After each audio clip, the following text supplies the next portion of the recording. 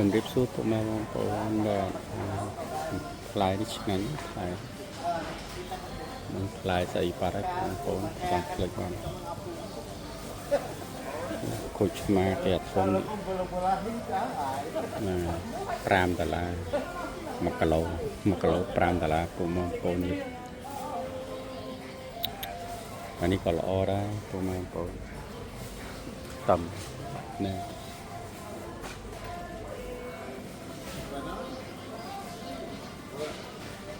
លហុងក៏ល្អដែរលហុងអានេះពូជទូចបងប្អូនទូចមែនតើទៀបអានេះរឹងពុកក្បាលបែក$8អាទូចនេះរត់តែឆ្ងាញ់ដែរបងប្អូនអូខេវីដេអូនេះប៉ុណ្ណឹងបងប្អូនសង្ឃឹមថាជួបគ្នានៅវីដេអូក្រោយ